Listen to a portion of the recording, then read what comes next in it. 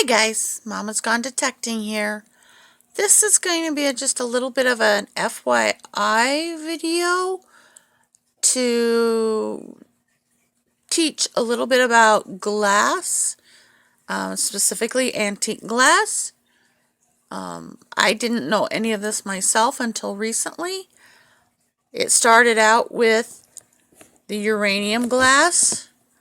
I had received a piece from a friend, and I was fascinated by it, and it kind of became an obsession, and I decided I wanted to use it for crafting, and I was told that it could be dangerous to use for crafting, so instead of just taking their word for it, I did my research, and I learned some things about antique glass, and I'd like to share it with you. First of all, here we have two pieces of glass. They look very similar, don't they? Same pale green tint. In a minute, we're going to look at these under a black light and see the difference. If there is one, what do you think is going to happen? And then here I have some regular, already tested uranium glass that we'll look at. And guys, it's absolutely fascinating. I love it. And then here we have just some white pieces of china that I've received in some of my gift packages from friends. And we'll take a little look at them too under the black light. And then we'll talk about it a little. So, give me a second here, and I'll get my black light on. And we'll take a look at these.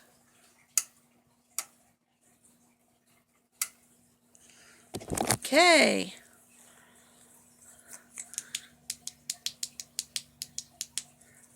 Here's our first two pieces that I mentioned. Doesn't seem to show up very well. Let's see if this looks better. There we go. Look at that. The one piece is glowing and the one piece is not. That's because the back piece is made with uranium in the glass, and that's what makes it glow. But the other piece that looked just like it pretty much in the regular light isn't glowing. So it's not made with uranium. We'll move over here. These are all pieces of uranium glass. And just look at them glow, guys. It just amazes me. It just fascinates me. Sometimes I can just sit in the dark with this black light on and just look at them. Now, let's move over to those white pieces that I was talking about. Just look like regular white pieces. Oh, they're not going to show up.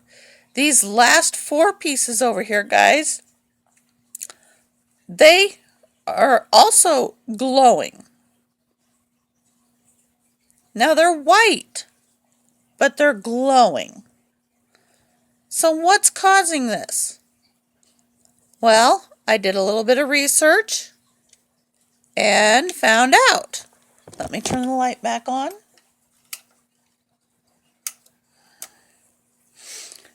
And pull up my notes here.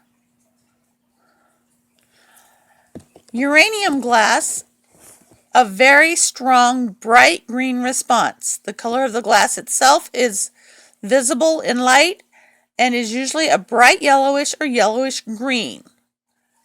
Okay. Now, sometimes they also used lead in glass. Well, the lead, and you usually find it in leaded crystal. The lead gives it a strong icy blue response under a UV light. Well, none of these had that. So, what's the next one? SB anatomy, which I don't understand that myself, but I'm sure the glass makers do. says gives a bluish whitish, often rather weak fluorescent. Okay, yeah. This white glass has a weaker fluorescence, but it's not bluish. So, we go on to manganese, a moderately strong lemonade-like greenish yellow, often somewhat turbid. This is usually not at all a strong fluorescence. Manganese usually requires a level of 0.5% to be really visible.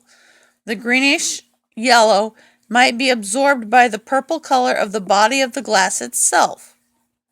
Oxidized Mn is a purple colorant.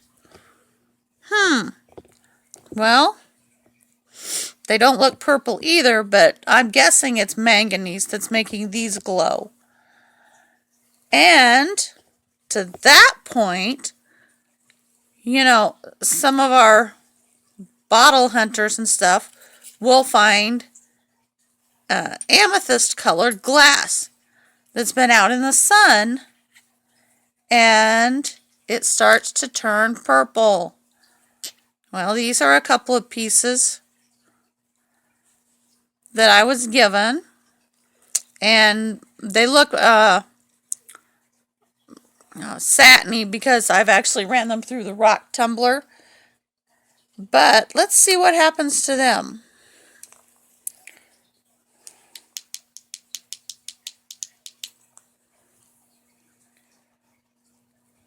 Look at that. They're glowing too.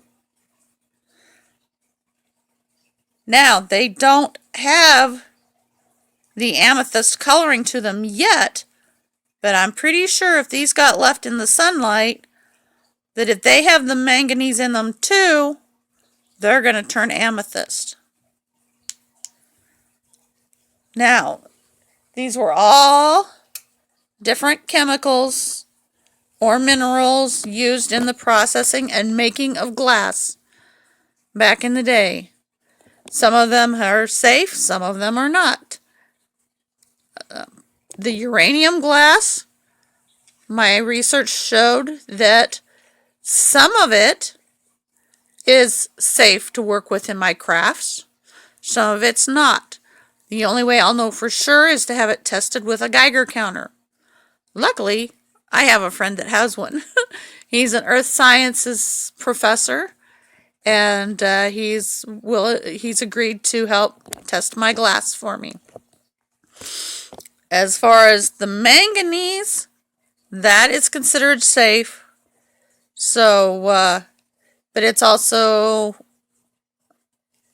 it's not as easy to work with, and it's not as affordable as other more modern methods. So we've kind of gotten away from using it. When it comes to the lead, though, they have banned the use of lead in glass for anything that will be used for food consumption. A lot of alcohol decanters used to be made out of leaded crystal, and they learned that the alcohol was leaching the lead out of the glass and into the alcohol. So there are some restrictions put into place for that. So just letting you know what I learned, and maybe it'll surprise you as much as it did me. Hope you enjoyed this. Take care, stay safe, stay warm, and if you're able to get out and hunt, wishing you the find of your life.